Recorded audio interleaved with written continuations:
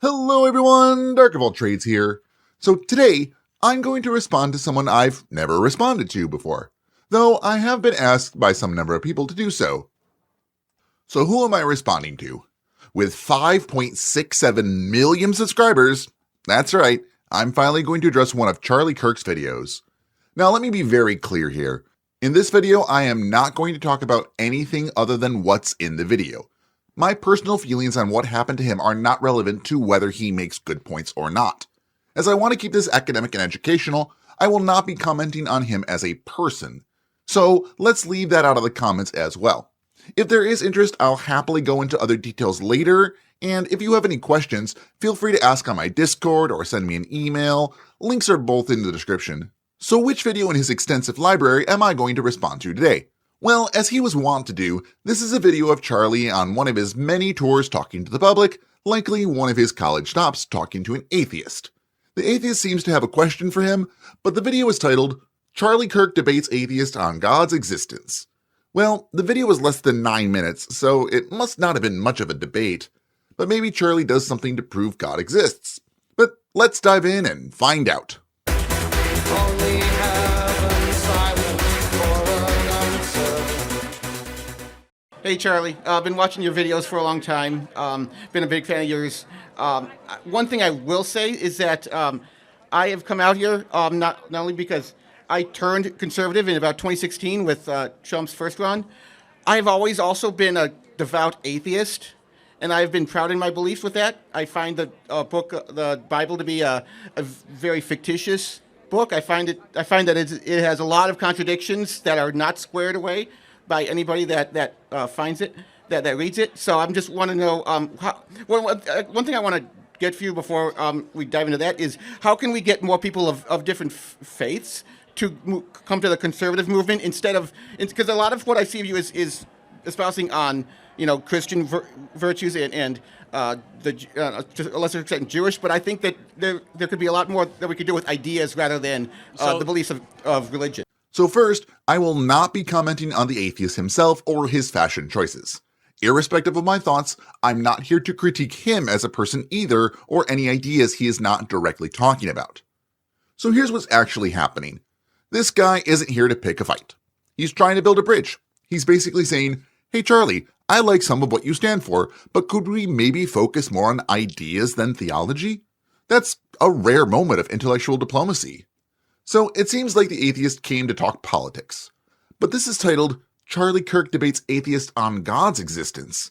But the question isn't about whether any religion is true or which one is best. The question he's bringing up is, how can they get more people of different faiths to come to the conservative movement?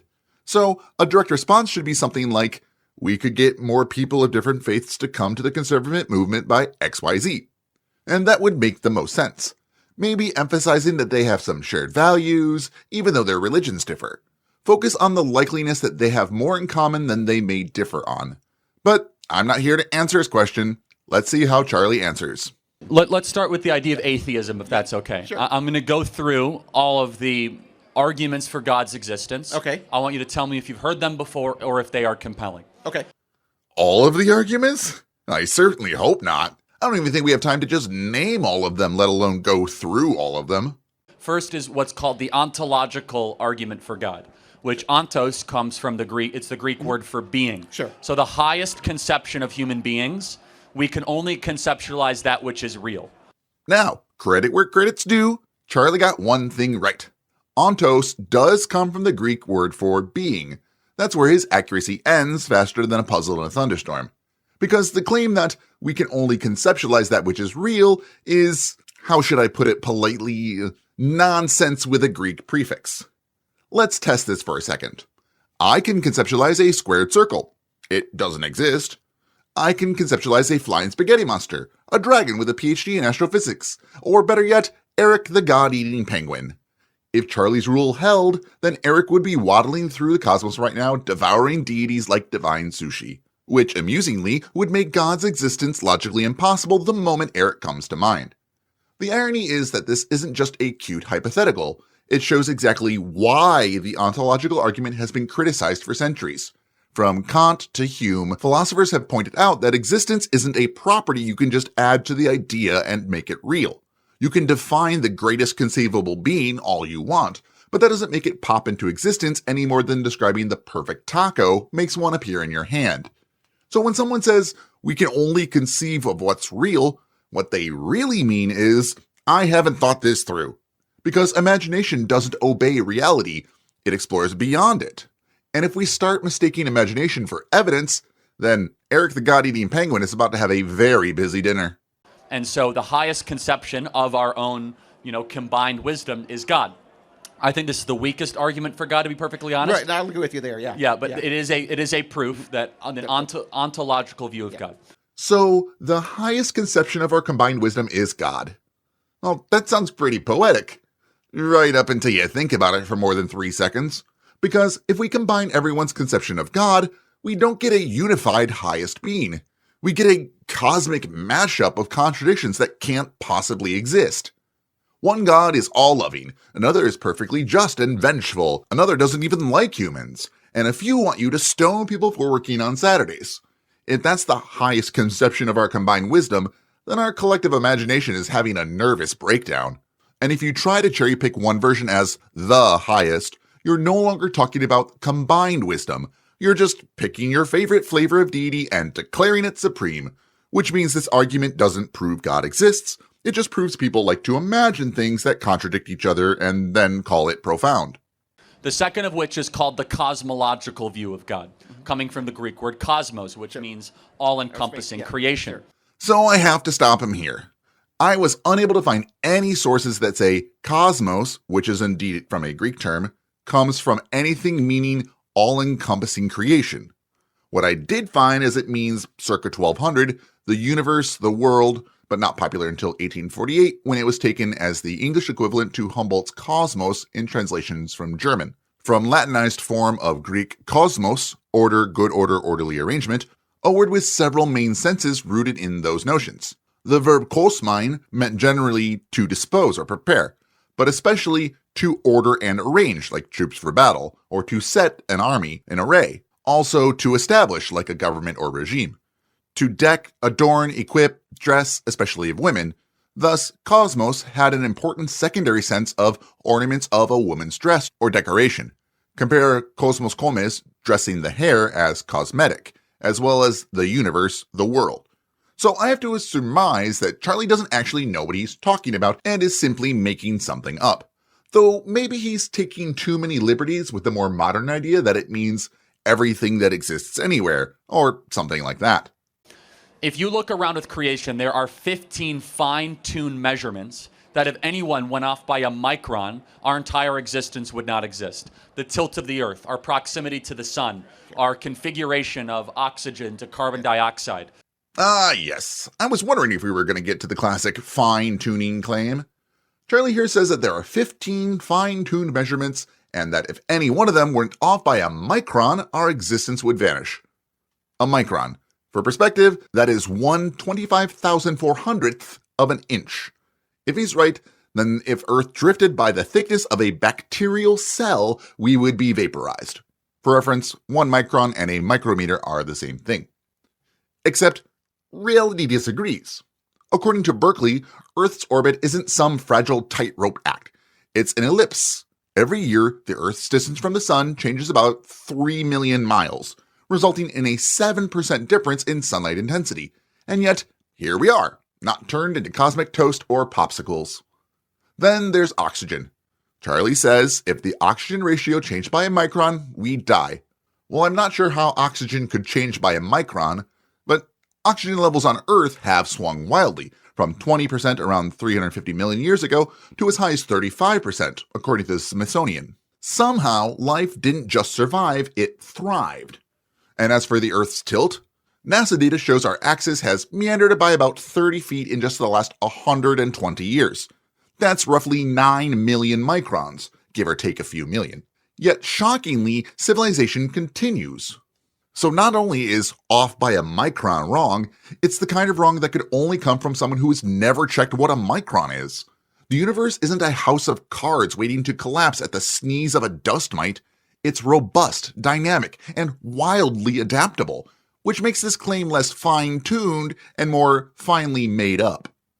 In fact, we can look at the probability of our existence. It's 1 in multiple trillions that all of this would come together at an exact time, let alone consciousness, let alone human beings, let alone our DNA. Sure, I want to counter that with the fact that there are millions upon millions of galaxies with millions upon millions of their own stars, with millions and millions of their own planets.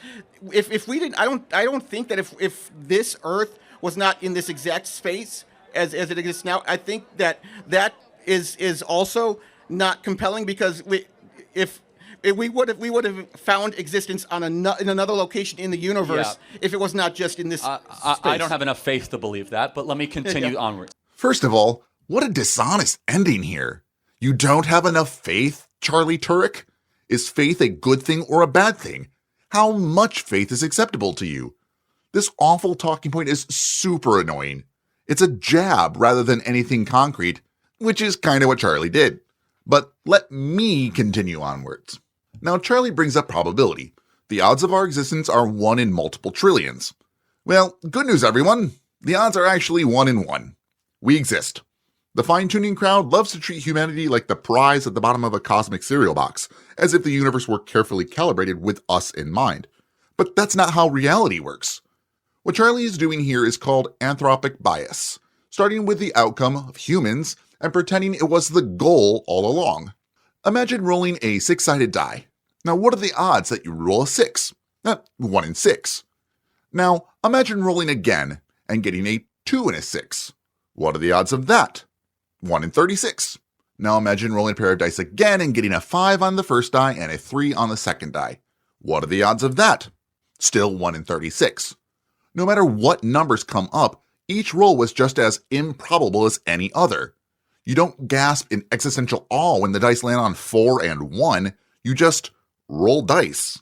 So what are the odds of rolling 6 dice one at a time and getting a 1 on the first die, 2 on the second die, 3 on the third die, etc., etc.? It's quite large, but it still happens. Now what if it was a 4, a 2, a 3, a 6, a 2, and a 1?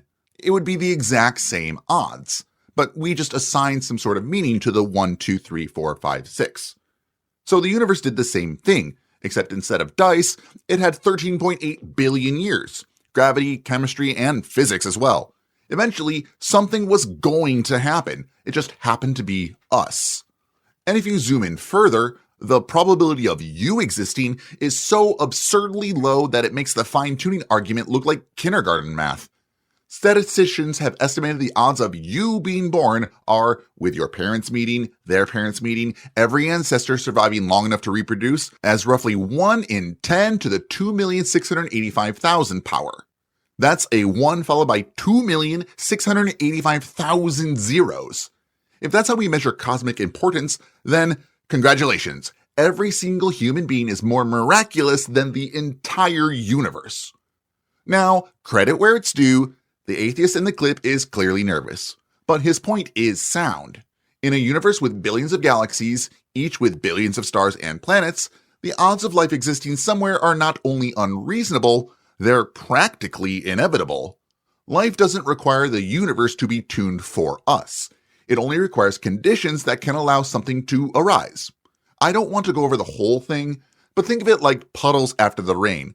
The water doesn't perfectly fit the hole because it was fine-tuned for it to fit. It fits because it formed inside it.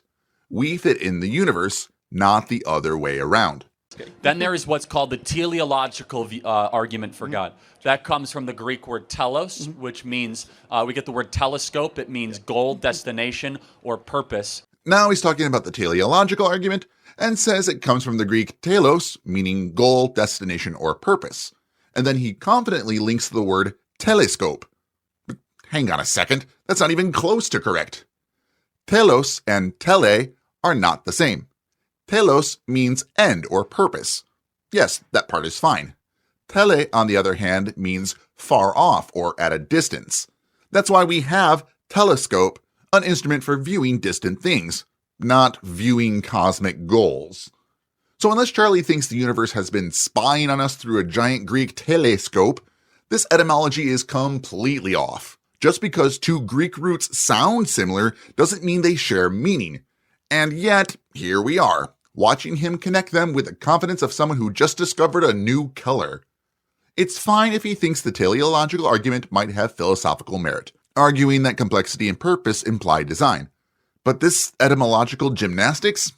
Not so much. This here goes to an argument that for every cause, for every effect, there must be a cause. So, for example, we can agree that space, time, and matter exist. We agree. Yes. Therefore, definitionally, something that is outside of space, time, and matter must have made space, time, and matter exist. Not necessarily. We can. There Well, could then be it's against something. the laws of reason. Now we get to Charlie's version of what theists like to add on to the end of the Kalam cosmological argument, where he confidently declares, for every effect there must be a cause, therefore something outside of space, time, and matter must have created the universe. Cue dramatic music. Here's the problem. He's making a massive category error. Cause and effect only applies within time.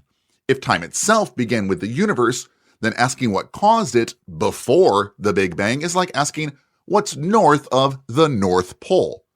It's not meaningless because we're stupid, it's logically incoherent.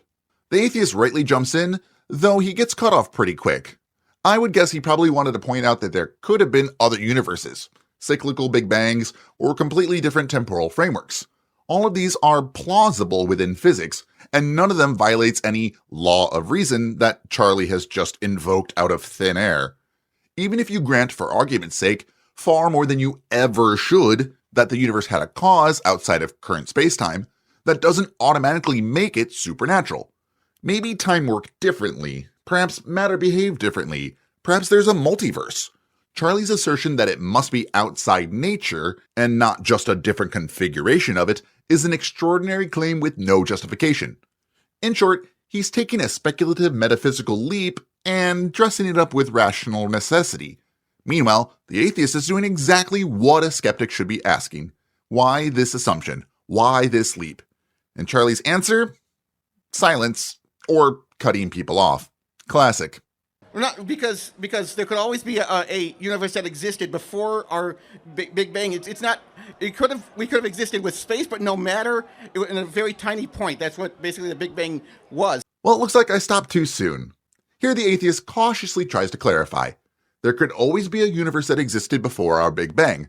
We could have existed with space, but no matter in a very tiny point. Well, he's gesturing at is essentially a Big Bang, Big Crunch, or pre-Big Bang cosmology, though he's fumbling the explanation a little bit, which is completely understandable for someone who isn't a professional cosmologist. Here's the key point. The Big Bang wasn't an explosion into pre-existing space. It was the rapid expansion of space itself from an initial singularity. Our current physics can describe the universe back to fractions of a second after the Big Bang, but anything before the Planck time, about 10 to the negative 43 seconds, is entirely speculative. So his point is sound in spirit. It's not unreasonable to consider that other universes or a prior cosmic state could have existed. The takeaway for viewers is that atheist is simply acknowledging the limits of current physics, while Charlie treats speculation as a cosmic law. Big difference. So I don't see how that disproves atheism. And There- it's more.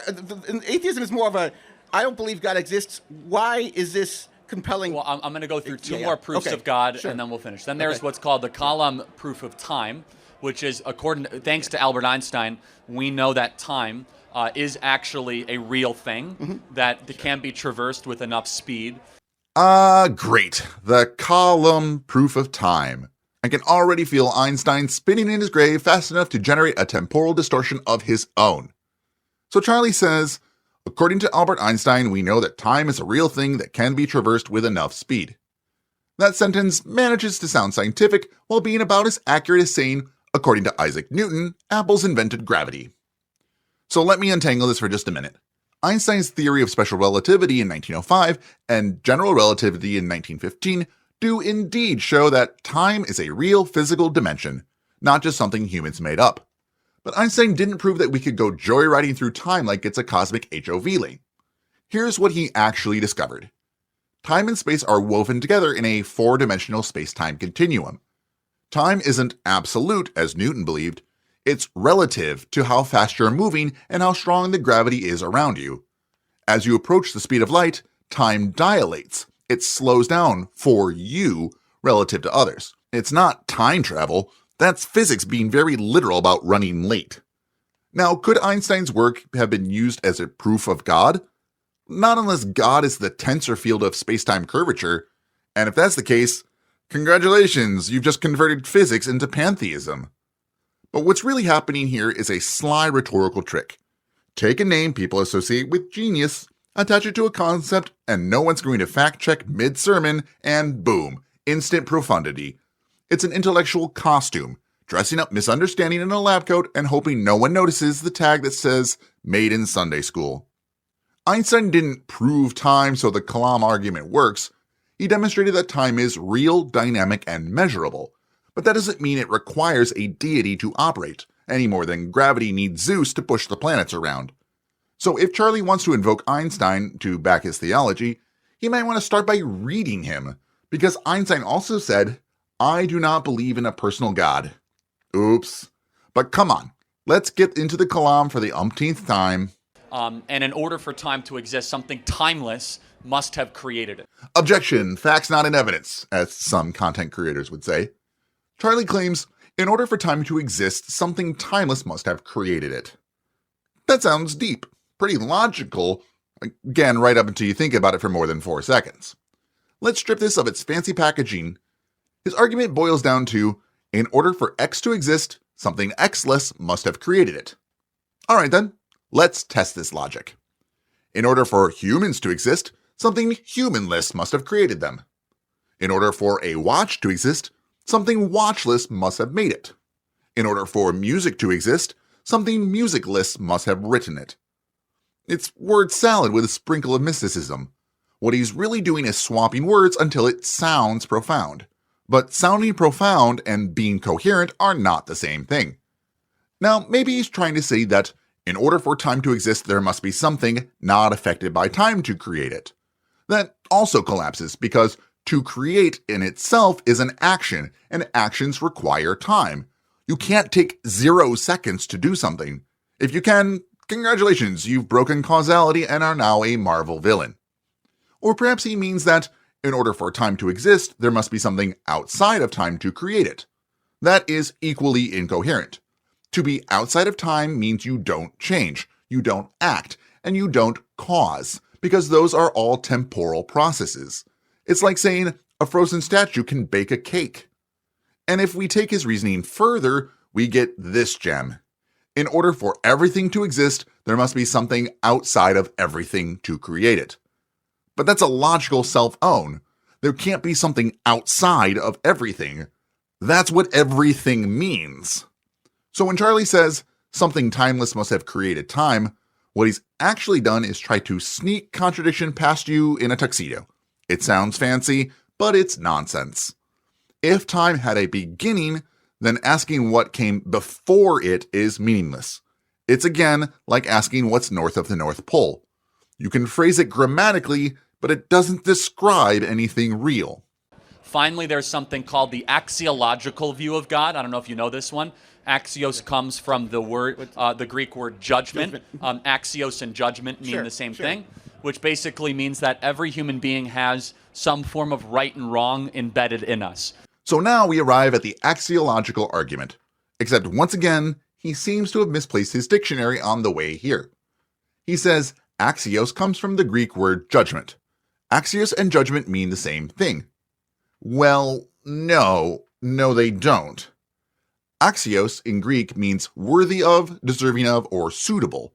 It's used in the New Testament in phrases like, walk in a matter worthy, axios, of your calling.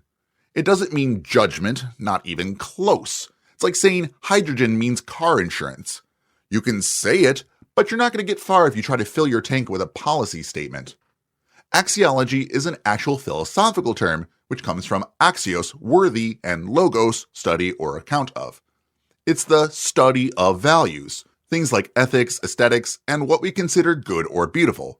It's not about divine judgment, but how we assess worth or value.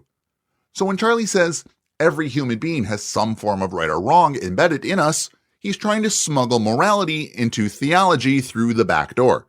It's the old moral argument for God just dressed up in a Greek costume and given a fake ID. The irony here is that he had a potentially interesting philosophical topic, axiology, and instead turned it into a Sunday school version of morality proves God, which, by the way, assumes that because humans have moral intuitions, a cosmic lawgiver must exist. But that's like saying because everyone likes music, there must be a divine DJ. If Charlie wanted to actually talk about axiology, we could have discussed value theory, moral realism versus anti-realism, or even the evolutionary roots of moral behavior. But instead, he gave us a Greek lesson that's not only wrong, it's spectacularly wrong, and then tried to use it as a springboard for a theological claim it doesn't support. So once again, 0 points for accuracy, 0 points for philosophical rigor, and maybe half a point for sounding confident while doing it. For example, when the Nuremberg trials were happening, the Nazis were not able to say, well, it was just the laws of the land. They actually appealed to a higher power, saying that every one of us had some good or evil within us. So that doesn't, I mean, that kind of disproves, right? I mean, if the Nazis were able to point to something outside of themselves and say, hey, this is the reason why we're doing this crap. They didn't. No, the point is the Nazis didn't. Is that the people doing the trial did. Meaning the Nazis were not able to excuse that. Okay. First, he says the Nazis are not able to say, well, it was just the laws of the land. They actually appealed to a higher power. And then, seconds later, the point is the Nazis didn't, the people during the trial did. But which is it, Charlie? Did they appeal to a higher power or didn't they? You can't have it both ways unless you're trying to speedrun self-contradiction. But maybe he misspoke, so let me continue. This is gross, dude. Really gross. We've officially hit the part of the conversation where someone drags out the Nazis to make a moral point, and as weird as it is to say, does it wrong in every possible way. Congratulations, Charlie. You've managed a textbook case of reductio ad Hitlerum, the philosophical equivalent of stepping on a rake while trying to look profound. Let's unpack this slow-motion train wreck. Like I started with, first he says the Nazis weren't able to say, well, it's just the laws of the land, and that they appealed to a higher power. Except, no, they didn't. The Nazis didn't appeal to some transcendent moral standard. They appealed to authority, their leader, their ideology, their orders. Befehl ist Befehl, an order is an order. That was the defense. They literally said, we were just following orders. That's not an appeal to morality, that's an abdication of it. The Nuremberg judges, on the other hand, appealed to something beyond man-made law, the concept of crimes against humanity. But that's not a divine law. That's a human moral reasoning recognizing universal ethical principles that transcend national decrees. In other words, human beings decided there were actions so vile that no appealing to just following orders can excuse them. And if Charlie's point is that the Nazis didn't appeal to a god, well, that's just factually false too. The phrase "Gott mit uns," God with us, was literally stamped on the soldiers' belt buckles. The Nazi regime was dripping with religious symbolism, from the invocation of divine destiny to their pseudo-theological obsession with purity. They did claim divine favor, they just wielded it like a club. Their propaganda machine constantly invoked divine favor and destiny. That's as higher power as it gets. So just to summarize real quick, the Nazis did invoke a higher power. Several, actually. The Nuremberg judges used moral reasoning, explicitly not theology. And trying to shoehorn proof of God into one of history's darkest chapters isn't just intellectually lazy, it's ethically grotesque. Charlie didn't just miss the point. He managed to tie it in a knot and set it on fire. So out of all those proofs of God, what if any of them are persuasive to you? None. None? Okay. So then what, if you look at a human being and you look at the improbability of our, how we are put together, do you believe that we are largely an accident of multi-billions of years of evolution? Yes. How do we know? How do we not know that how do we know that there isn't something that's identical to us on another, planet somewhere that we haven't encountered yet? It's just a skeptic in me that's thinking that way. That says, hey, maybe there's something out there that we haven't contacted yet that is in another galaxy or another planet or something that we just don't know about. Or maybe there isn't. Here we go. Charlie's favorite sleight of hand. Take a well-established scientific theory, frame it as a wild-eyed guess, and pretend the alternative, a magic word spoken by an invisible being, is somehow more reasonable. He asked if we're largely an accident of billions of years of evolution. And well, yes, Charlie, but that's not the insult you seem to think it is. Calling us an accident is like calling a symphony a noise that just happens to sound nice. Evolution isn't random chaos. It's the interplay of variation, heredity, and selection over unimaginable timescales. It's the reason you can sit there and pronounce cosmological correctly sometimes. Then he shifts into this how do you know routine, as if not knowing something automatically makes his explanation more plausible. But that's not curiosity, that's a con. The atheist's response, though halting, is refreshingly honest. He admits that we don't know while acknowledging what's possible. That's called intellectual humility, Charlie. You should have tried it sometime. We do have solid models explaining how life developed from simpler forms, evolution by natural selection. And while the precise spark of life, abiogenesis, remains an open question, the evidence we do have points to natural processes. Chemistry doesn't need divine permission slips. And sure, maybe life began somewhere else and hitched a ride here. Panspermia isn't off the table. But unlike the God didn't answer, that hypothesis actually adds to our curiosity. It asks us to look outward, not upward. So when Charlie says, or maybe there isn't, it's meant to sound profound, but really just means I've stopped looking. Okay. So the improbability, though, of our existence and the Earth and oxygen and carbon and nitrogen and all of it together, you don't marvel at a human being being able to heal itself when it's cut or grow to a... No, because we're not the only beings on Earth that can do that. There's a lot of people... Well, we are the only ones that can reason, though. Wow, okay. Charlie just said humans are the only beings on Earth that can reason. That's not even close to true. Let's start with the animal kingdom's honor roll of reasoning. Crows use tools, bend wires, and plan multi-step solutions. Pigs solve puzzles without human guidance. Ravens can delay gratification and hold on to tools for later use, showing they understand future rewards. Monkeys have been shown to solve nonverbal logic problems, like disjunctive syllogisms, basically. If it's not A, it must be B. Chimpanzees comfort each other, reconcile after fights, and cooperate strategically.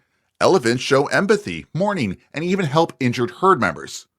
Experiments show some animals can signal uncertainty, meaning they know when they don't know, a key part of higher reasoning. Now, yes, humans take it further. We can verbalize our thoughts, imagine nested scenarios. What if I did this, then that happens? And we have an intense drive to share ideas through language. But those are extensions of reasoning, not its origin. We didn't invent it from scratch. We just evolved it into something far more elaborate. And before Charlie even got to that gem, he brought up the human ability to heal itself.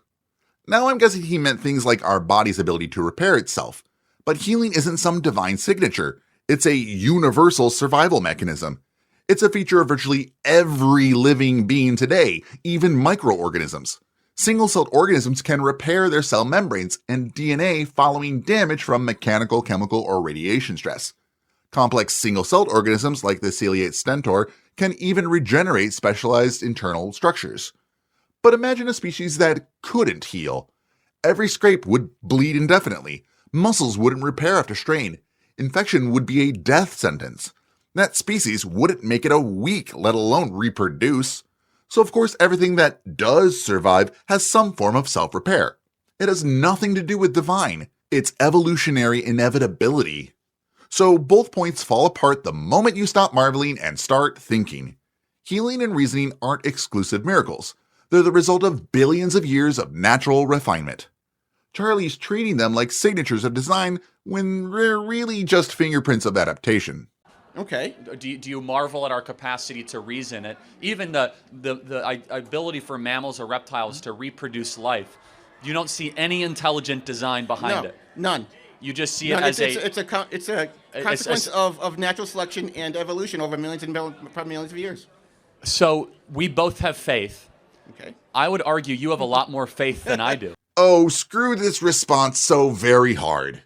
The old "we both have faith" move. This one never dies, does it? It's one of those lines that sounds deep to people who haven't thought it through, but collapses under the slightest bit of scrutiny. I've already gone over how faith gets weaponized in these kinds of conversations, so I won't fully rehash it. But it is worth emphasizing what's happening here. When someone says, "we both have faith," they're not trying to clarify the word, they're trying to blur it. They want to smudge the line between evidence-based confidence and belief without evidence, so that all beliefs sound equally arbitrary. It's a linguistic sleight of hand, not an argument. Let's be clear. Even if we granted that the atheist here had faith in evolution the same way Charlie has faith in his God, it still wouldn't make the two equal. Evolution by means of natural selection isn't a guess or a personal creed. It's this culmination of centuries of rigorous testing, cross-disciplinary research, and predictive power. Fossil records trace gradual anatomic changes across millions of years. Genetics confirms common ancestry. We've seen new species emerge in real time, both in nature and under laboratory conditions. Evolution isn't just supported, it's observed. The only kind of faith involved here is the pragmatic kind we all use in daily life, trusting in systems that consistently demonstrated reliability. The same kind of faith that tells you your brakes will work because they always have, or that your phone will power on when you press the button. That's trust earned through evidence, not faith in the religious sense of believing in spite of evidence. Charlie's "we both have faith" line is a jab, a way to drag both positions down to the same level and pretend there's no difference between evidence and assertion. It's like saying, "you believe in aerodynamics and I believe in pixie dust, so we're both just believers." No, we're not. One belief can build airplanes that fly, the other can't even leave the ground. We know evolution has happened. We have transitional fossils, genetic continuity, and observable data confirming it. Do we know every single detail? No, and that's okay. Science doesn't pretend to know everything. It's a method for figuring and finding out. Religion, on the other hand, tends to start with the answer and work backwards. So no, Charlie, it's not faith that makes someone accept evolution. It's the overwhelming converging and testable body of evidence. What he's doing here isn't intellectual honesty, it's rhetorical camouflage, and it only works if people don't stop to look closely. You have a lot more blind faith to believe that everything around you, love, joy, peace, sadness, is all just a construct of neurons firing in your brain. Yeah, pretty much, yeah. So do you believe that we are just limited to our five senses? No, I think even science has said that there could be like a sixth sense of... What is that sixth sense? Like a sixth sense that can be aware of what's surrounding the body. That, like, I can know that there's another person next to me, or there's a microphone in front of me. I can sense that. I don't need to have my eyes... I could be blind and I could still know that was there. I mean, I didn't need... I use more than five senses. Science has told us that for decades. Okay, this is a bit of a new one. The presuppositionalist style five senses reductionism. Let me try to unpack this gem. First, yes, the atheist is basically saying that love, joy, and perception are all products of neurons firing. Charlie wants to frame this as blind faith. But this is literally a conclusion derived from decades of neuroscience, psychology, and biology. It's not faith, it's evidence-based inference. Brains produce consciousness, emotions, and sensory experience. Saying otherwise is ignoring mountains of data just because it makes a better soundbite. Now, on to the five senses bit. Charlie implies that humans are confined to sight, smell, taste, touch, and hearing, classic Aristotle mythology. But science has long known that there are far more than five senses. According to an article and video on Aeon, Aristotle was wrong, and so are we. There are more than five senses. Most estimates today suggest somewhere between 22 and 33 distinct senses, depending on how you classify them. Let's take 5 more examples beyond the classic 5. Proprioception, which is awareness of the body's position and movement. Vestibular sense, which is balance and spatial orientation. Thermoception, which is the ability to sense temperature. Nociception, which is sensing pain. And interoception, which is sensing internal physiological states like hunger, heartbeat, or respiration. So the atheist is on the right track. Humans use far more than 5 senses to navigate the world. He just explains it in a stumbling conversational way. Charlie, meanwhile, is ironically reduced to a caricature of a reductionist, clinging to the 5 senses myth as if that somehow undermines modern science. But it doesn't. It just makes him look ignorant and lazy. As a small takeaway for you viewers, Knowing science doesn't require you to have a polished speaker. Understanding the evidence and following where it leads, that's what matters. And yes, your brain and body are equipped with far more than Aristotle's 5 wits, whether Charlie acknowledges it or not. What do you think happens when you die? No acknowledgement of what was just said? Just moving on without mentioning anything? No agreement, no disagreement, just moving on? Okay. Let me play that last part just a little bit so you can see that I didn't edit anything out, and I'll move on to the next part. I mean, I didn't need. I use more than 5 senses. Science has told us that for decades, that we have more than 5 What do you senses. think happens when you die? Nothing. Our electronic impulses just stop firing and Let me ask you Nothingness. the most important question. okay. Okay, here we are. The video's almost done, and we're now at the most important question. So now, let's pause and play a little game. What do you think Charlie's most important question is? Take some time and put it in the comments. I'll talk a bit and give you some time. Let's see what it can't be. Well, it can't be, what do you think happens when you die? Because he already asked that. It can't be about evolution, because that was also already covered. If we eliminate everything he has already asked so far, that leaves a fair amount of apologetics he could turn to. So what could it be? Maybe something about the watchmaker argument? Maybe something amounting to look at the trees? Perhaps he's going to ask about how many people believe in God and get to some argumentum ad populum. Maybe he's going to ask about the Bible, or if this atheist was ever a Christian. There are so many different questions, so many different ways Charlie could go here. Now, are any of these questions good? No, but perhaps they could be important to Charlie.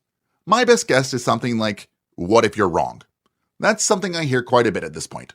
It's likely the last recourse of someone who's out of ideas. So I've got some ideas, but put your thoughts in the comments. I'll give you a bit more time.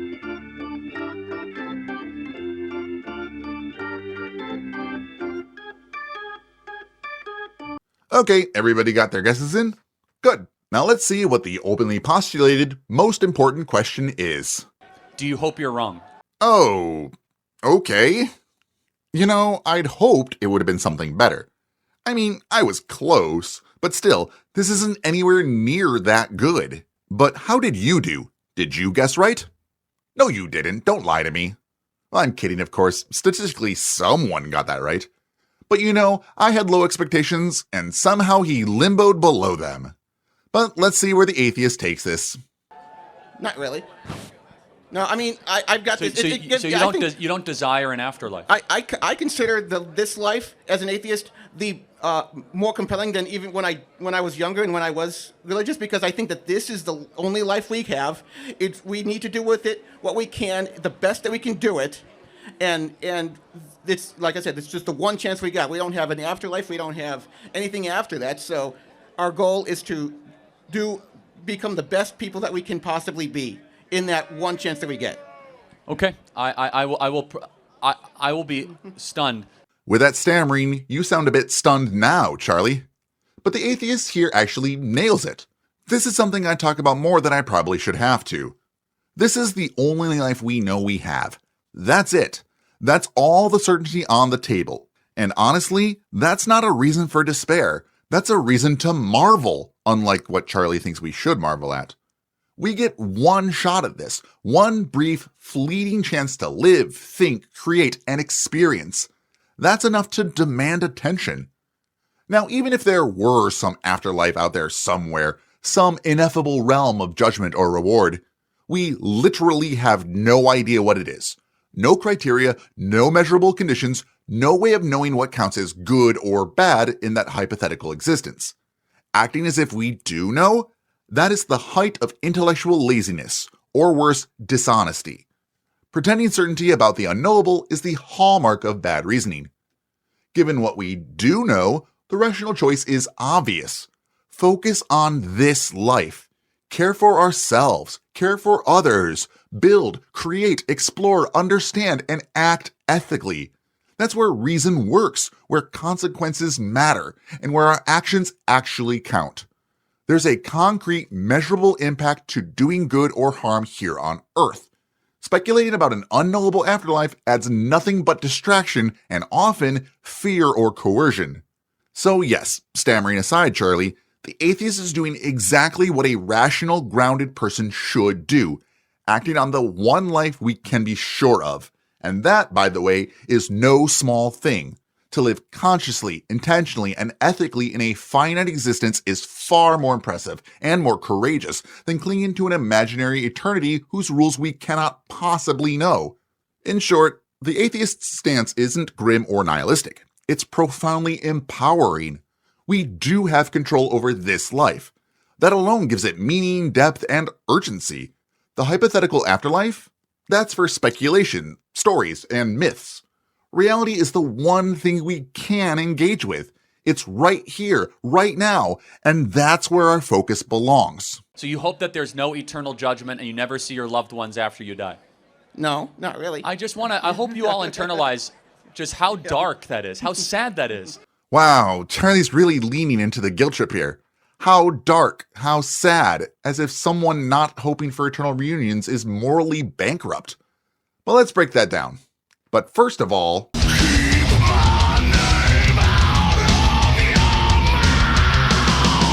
is it actually sad?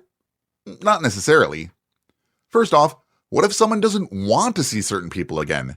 Maybe they're estranged from their family. Maybe their friends are terrible humans. Maybe they'd rather spend eternity as a hermit in peace, or even make new friends in the afterlife instead of being stuck with the same old people. That's a possibility Charlie never considered. He assumes everyone automatically wants to cling to old connections, and that disbelief is inherently tragic. Spoiler, it's not. And what's meant to happen when you die and go to heaven? You see a big bright light. You walk towards the light. What's at the end of the light? All your dead relatives. You'd be out there for an hour going, wish all me friends would die.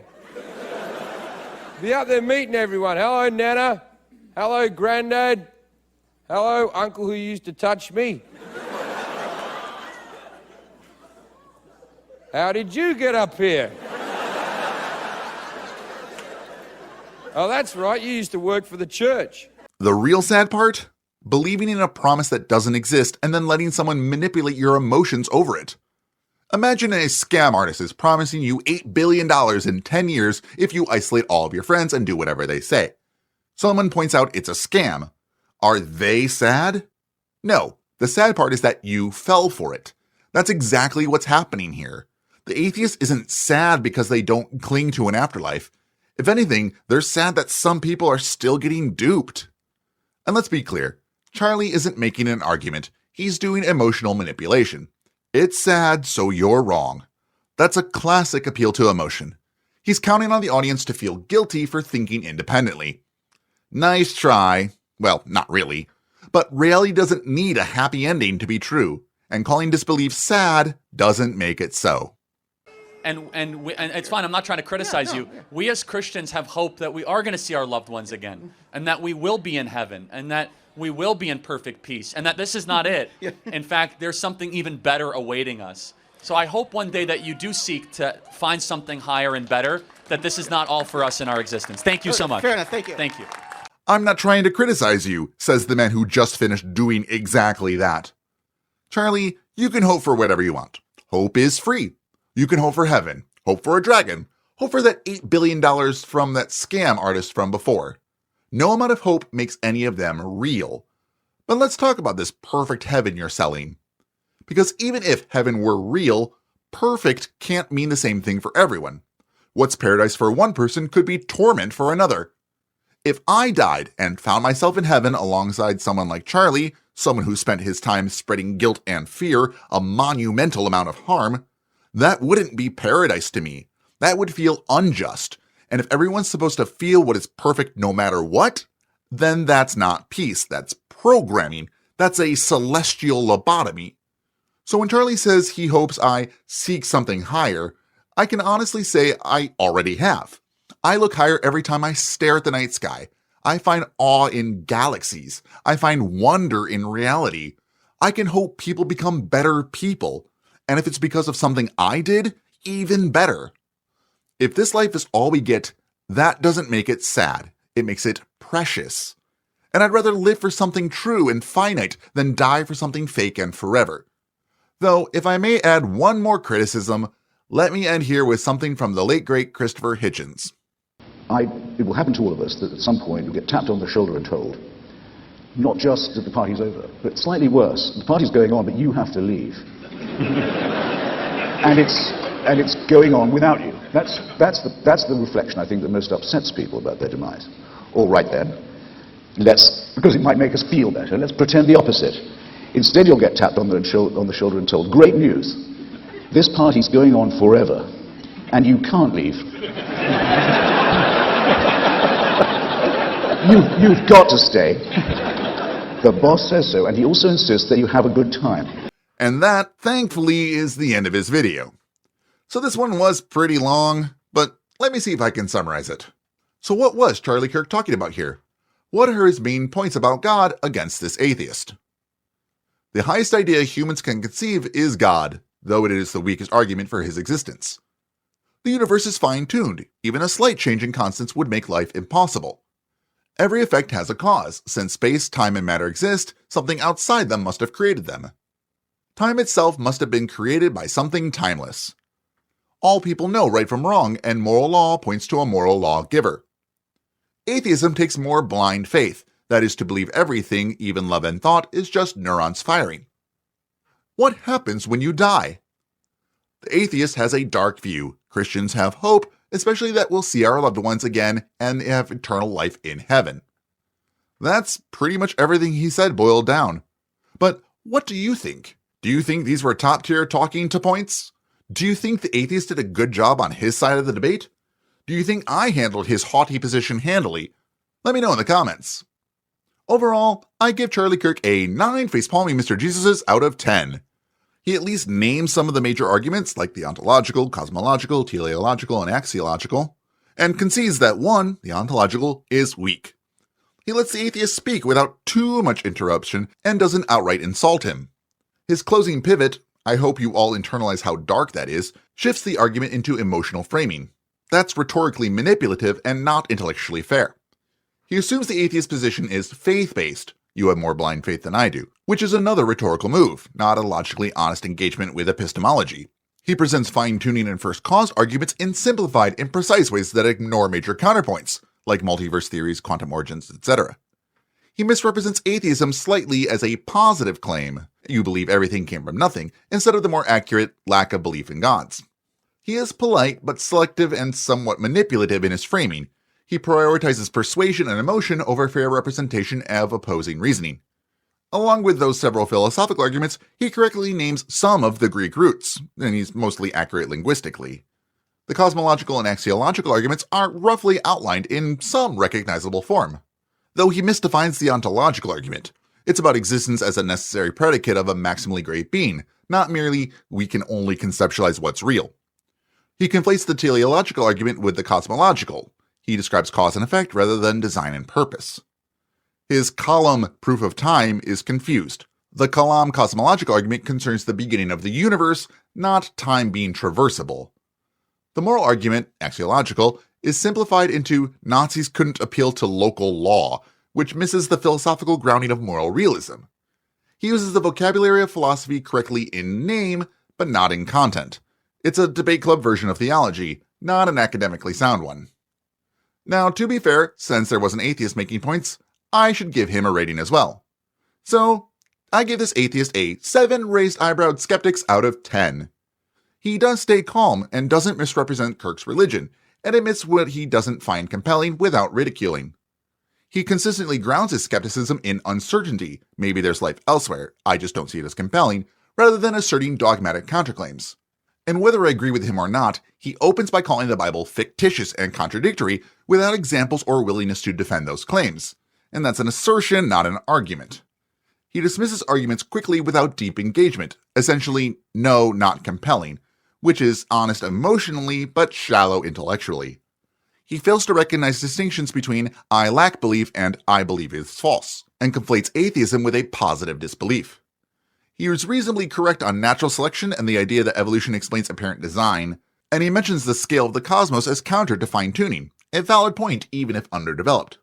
But he seems to misunderstand cosmology slightly. The Big Bang wasn't a tiny point in space. Space itself expanded. He makes a reference to a sixth sense and electronic impulses after death that show some scientific imprecision.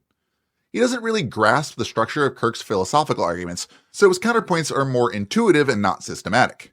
He's not dishonest, just underprepared, understandably. His intellectual honesty is higher than Kirk's, he's not manipulative, but his engagement is cursory. He seems to be skeptical but imprecise and stronger on scientific intuition than on philosophical vocabulary.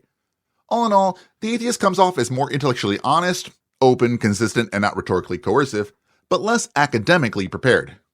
Charlie Kirk sounds confident and rehearsed, but displays low academic integrity.